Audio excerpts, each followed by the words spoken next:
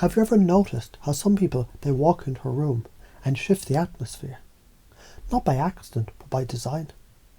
And perhaps you've wondered, what is it? And maybe, just maybe, you're beginning to remember a part of you that's always known. You're never meant to blend in. You're never born to be beige. You were sculpted by stars to stand out like lightning that's wrapped in laughter. Because outrageousness isn't chaos, it's charisma unchained. Let me tell you about a mirror, not the kind you find in the department store, but the kind that reflects who you already are before you even realise. Imagine a carnival mirror, distorted, wild, unpredictable. While most people run from it, you run into it.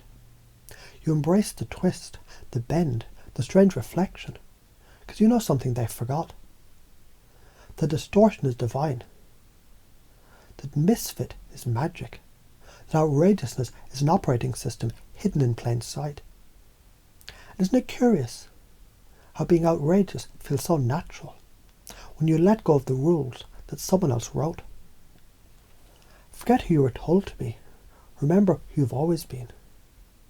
Laugh louder, speak bigger, stand taller. Pause just long enough to shake the pattern loose. When they expect to whisper, roar, or wink, even that will confuse the code. You see, it's not about being shocking.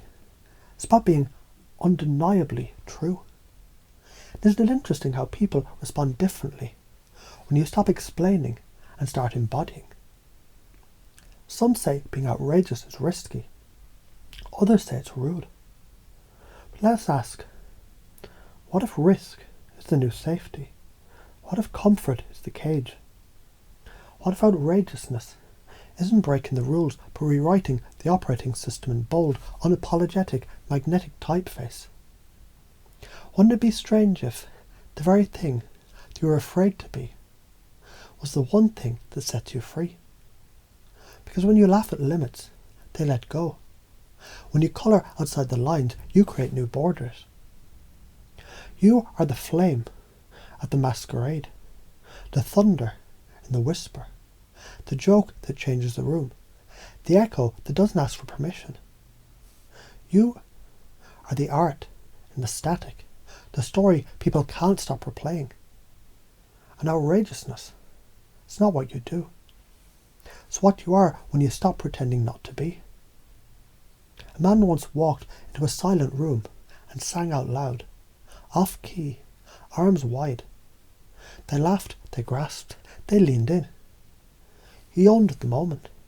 He anchored power in uncertainty. He stole the stillness and gifted its rhythm. And he didn't apologise. He left echoes in their minds. A woman danced barefoot on concrete. Business suit, briefcase, wild hair. People stopped. They recorded, they remembered. And now they wondered if maybe they could do that too. And you. Maybe you're the next example that someone needs to remember what freedom looks like. So you can choose to be cautious and wait, or you can choose to be outrageous and live. Either way, you'll be making a statement. Why not make it louder than fear? Why not say, I'm not here to be tolerated. I'm here to be felt. Because safe is silent, and you are a symphony of yes. You are enough and always evolving. Reality bends to the frame you hold. Confidence isn't learned, it's remembered. Charisma is contagious. You are the source. What if every rule was just a suggestion waiting for you to rewrite? What if the edge wasn't the limit, but the launch pad? Try this now. Imagine your outrageous self. Wild eyes, open chest, bold grin. Now breathe like they already adore you. Now move like you just set the sky on fire. Now speak like silence owes you royalty. Feel that. That's you unfiltered. That's you outrageous. That's you magnetic.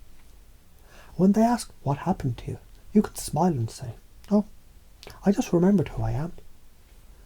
And if they try to put you back in a box, you just laugh and make the box disappear. Because being outrageous isn't optional anymore. It's essential. It's evolutionary. It's who you were before the world convinced you to shrink.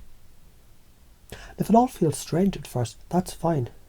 Confusion is just clarity in disguise.